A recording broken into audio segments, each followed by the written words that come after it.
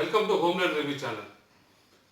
In this video, we will discuss on Indus Valley Civilization and try to answer to the question what happened to it and whether it was invaded or expanded, and what are the points we can consider to decide in the question. Please go through the disclaimer uploaded for this channel so that you can better perceive this video. Indus Valley Civilization was project in the Indus Valley, that is the northwestern part of India, currently Pakistan we can say. It is also called Sindhu Valley. It was said to be present since around 7000 BC.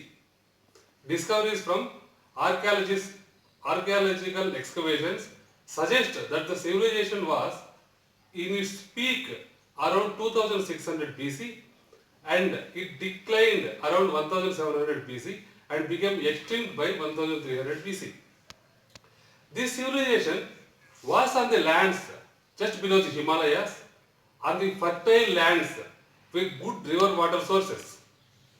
Agriculture and animal husbandry was their main occupations. Gold, copper, bronze, metal were traced and they are made known to the people. In the archaeological discoveries, the bronze plates, copper plates and some coins and also found with the inscriptions of and the images of Pashupati, means Shiva, and Mother God, maybe Shakti.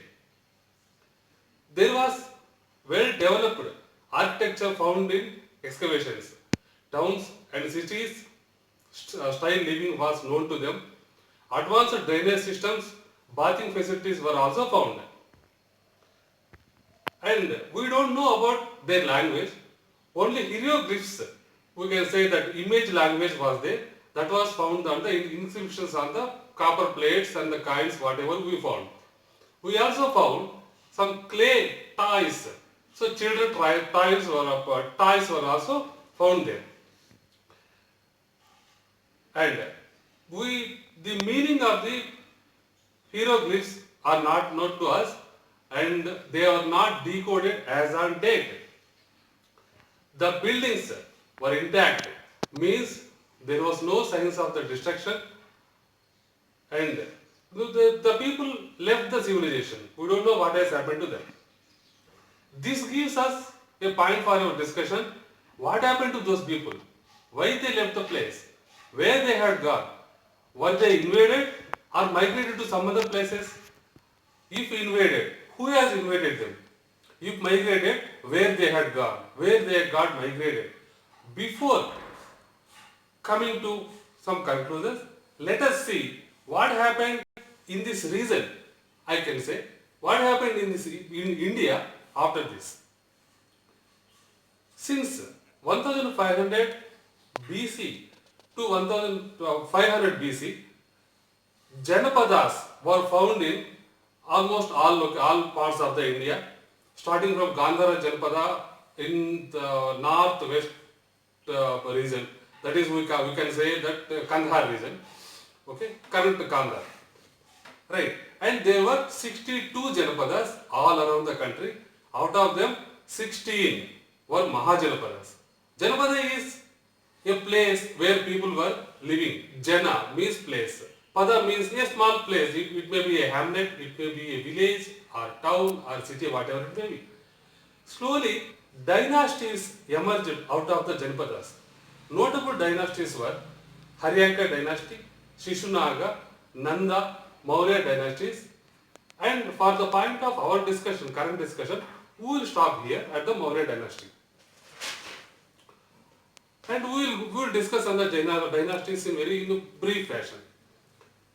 First, a big dynasty we can say. Bimbisara was the founder of Haryanka dynasty and Rajgruha was the captain. Rajgriha. And why this is important for us? Gautama Buddha was the contemporary of this Bimbisara. So the dynasty was there from 545 BC to 493 BC. So Buddhism and Jainism was there in 5th century BC in India. And coming to the Nanda dynasty, we can say Nanda dynasty is the empire building of the country. Mahapadmananda was the empire builder and built the empire there, Nanda empire. And his son Dhanananda was there. Why we are talking about these people is, in the time of Dhanananda, Alexander was there and he had invaded India.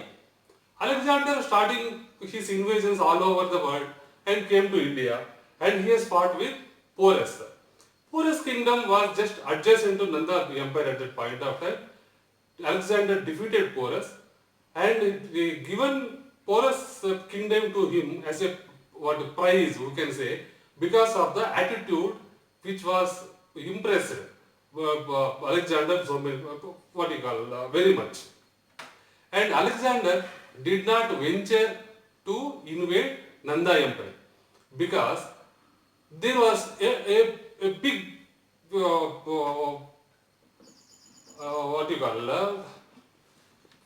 pause. This Nanda, and there were elephants were there, and Nanda empire, because of the military power of the Nanda empire. Nanda empire military power was so good that Alexander could not venture into that.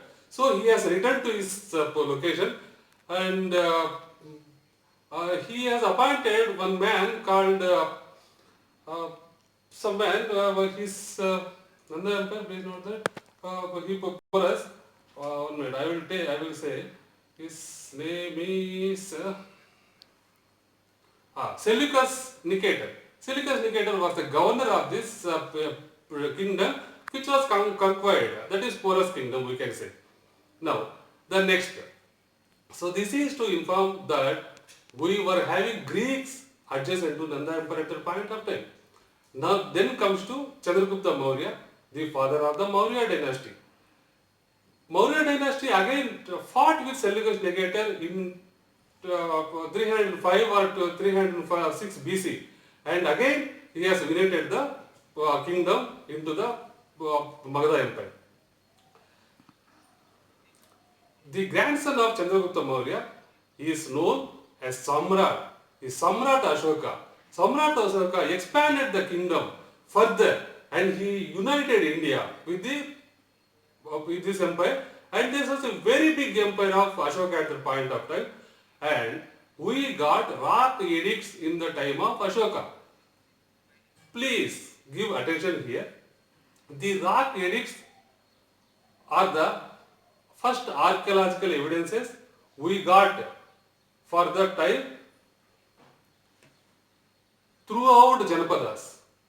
For almost 1500 BC to 4th century, we can say, there were no evidence of history in India. The first archaeological evidence was Ashoka's rock edicts. To understand better, after the excavations of Indus Valley civilizations, next to archaeologist's evidence is the rock edicts. Right?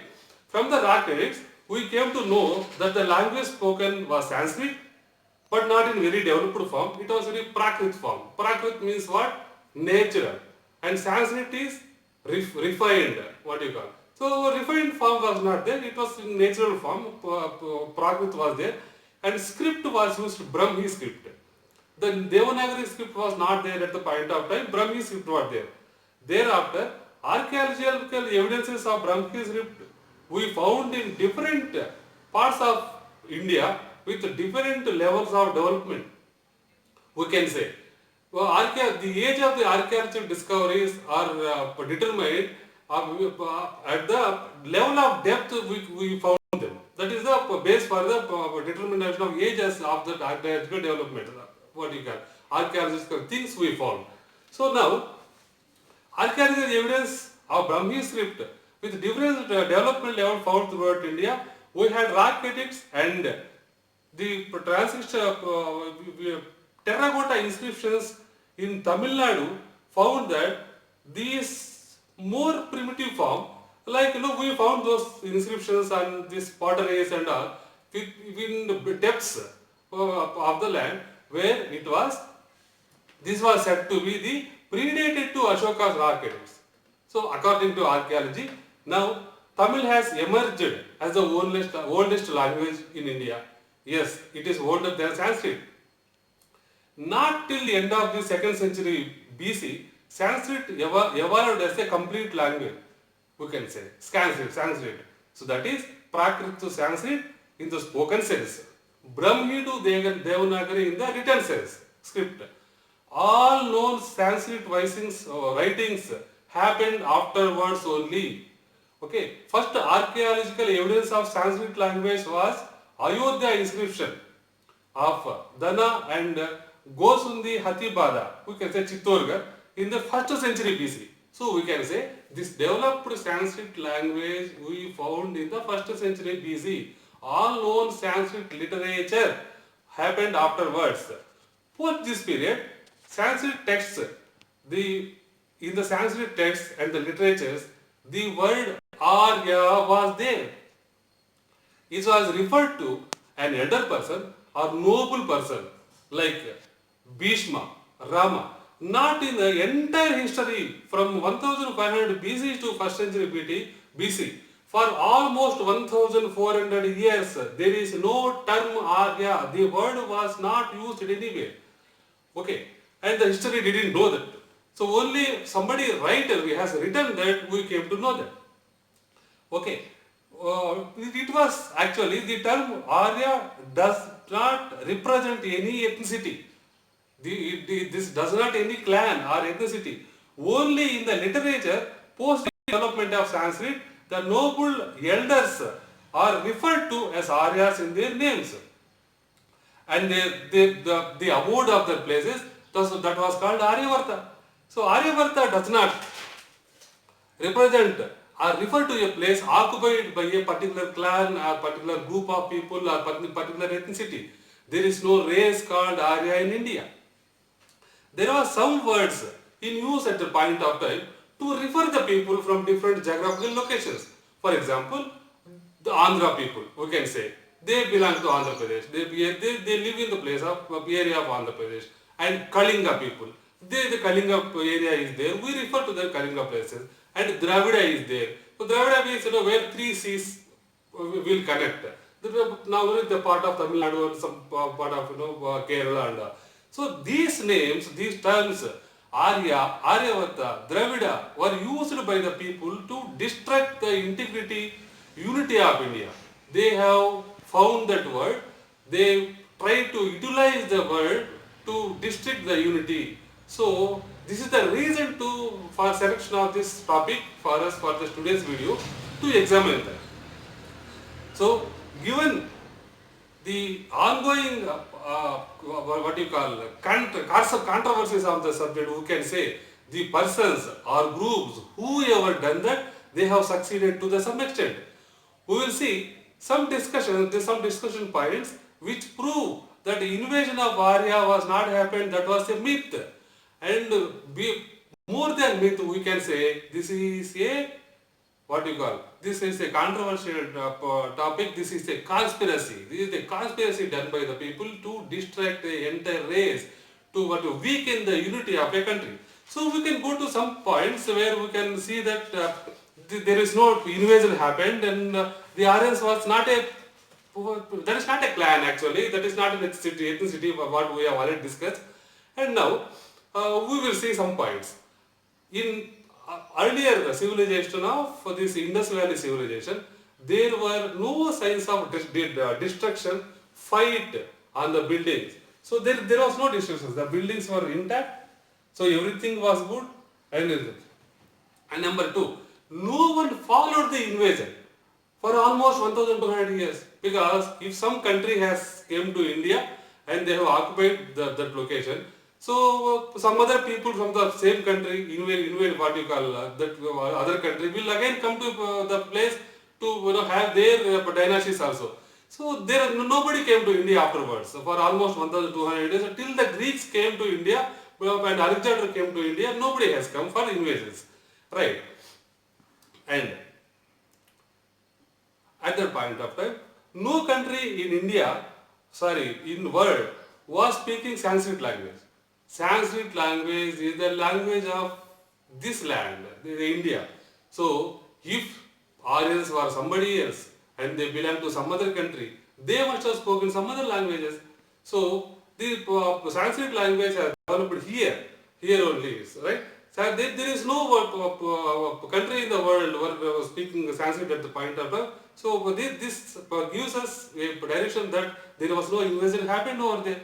And there was a proposed connection between the Indus Valley civilization language, that we can say that language of the images, and Brahmi script that was found by a historian called Alexander Cunningham. There is some similarities in the these not words. It is the letters like la, cha, and ya. There are similarities. So we can say this language has emerged from the older language. And the writing systems evolved here in India, that we will say the writing system is an Abhudiga writing system, where we will have a dedicated vowels and the consonants. And by adding some prefixes to suffixes, not prefixes, suffixes to the consonants will give some other sound. Like one line added to ka will become ka or ku. So this is called Abhudiga language.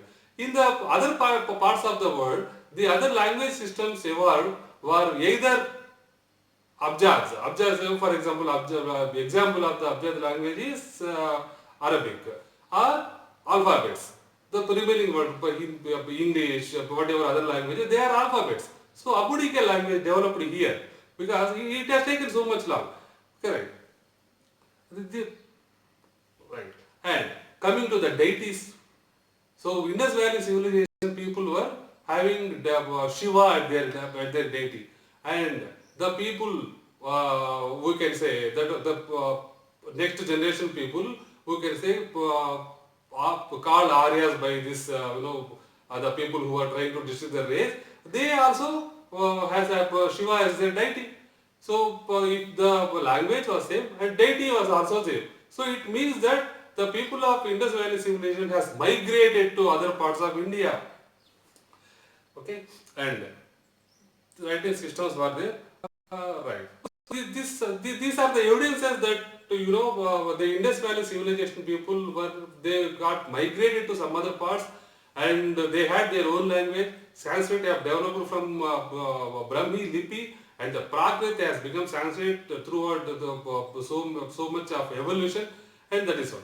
So we will consider some good things happen to what we can say this is Vedic age, 1500 BC to 500 BC. We can just see that. What are the good points?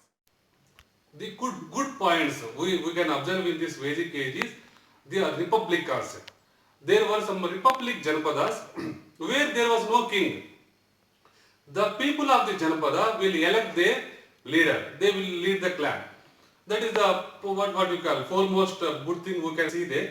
And there was no caste system in the initial days of Janapada. Of course, it was developed afterwards in the Vedic age. We can say that.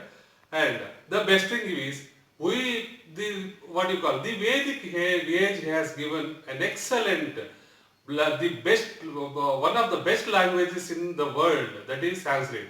Sanskrit is a language which is very rich in tradition and rich in grammar, and it is compatible for all type of writings, like starting from the hymns to worship Vedas and Puranas, and to the writings for the technological writings like astronomy and everything. This is the compatible language. This is the very good language, you can say that. And development of writing system, it has happened in the Vedic age. From Brahmi, we can come to Sanskrit languages, and now. Foremost, we can say this is the Vedic age has given the best of the knowledge to the human race. We can say starting from the worshipping of gods, like it has given Vedas to us, it has given Puranas to us, and the Vedic age has given the knowledge bank to us. So let it be astrology, let it be mathematics, let it be yoga or health sciences, what not. what the literature was there, the bunch of the literature bank, the knowledge bank is there, the wage has given to us. And what are there any bad points in that? So that we can think that this has to be answered, this has to be addressed. So there are some bad points are there, and there are traces of what we call the sati. Sati means burning the wife along with the dead body of the husband. This practice, even though there is no archaeological evidences for this, and we can say there is a tale of Ashoka who burned the other wives of his father when his father was died. So that bad practice, we can say, that was there. The traces were there at least. Even we can say that we cannot say that that was there. The trace was there. And well-developed caste system evolved in the Vedic age only. So Manusmriti was revised. That what we call that revised, that has brought to the light in the dynasty of Shunga dynasty, that we will discuss in the coming videos. So that is a very bad point, hit India like anything, that actually now is a very big hindrance for the unity of Indian people. And there was one more bad practice of animal sacrifices. When Samrat Ashoka had taken Buddhism and started teaching the peace, and the animal sacrifices were banned at the point of his dynasty, and they were revived again. We can say that probably in the Shunga dynasty they were revived. So now we will see whether how these bad practices and all came to the existence in the Vedic period, and what are the basis for all these bad practices, and we will examine how these good practices, good knowledge banks were there, how they were developed during this period. We will throw some light on all these points in our coming videos, and we will see point to point how this knowledge has come to us and how this bad point also come to us. So now we will examine all these points in the coming videos. Now for the point of discussion, now we can conclude that since the objective of this video is to bust the myth of Aryan invasion to this area, and the Dravida conspiracy, what you can say, somebody has told that the Aryans were Dravidians are different race people, and Dravidians were irritated by Aryans. That was not true, I can say, because it was told that Aryans were white and the Dravidians were black. So Indus Valley civilization people who were living at the footsteps of Himalayas, and the entire race cannot be having a black pigment, because black pigment is normally found in the people who are living at the side of this equator, so because of the heat and all. So number two, and the Vedic age also, there was no discrimination happened to the complexion of the people, to the human race. Even though we can say Krishna Dvaipayan, he was a very big guy, man, respectable man there, and Rama was there, he is having a dark complexion, and Krishna was there, he is having a dark complexion, and there was him that Meghavarnam Shubhangam. So this dark complexion was not at all given or had discrimination at the point of time. This is only myth created by somebody. That's why I call what you call we can consider and we can think of in some conspiracy, and we will discuss all these points in our coming videos also.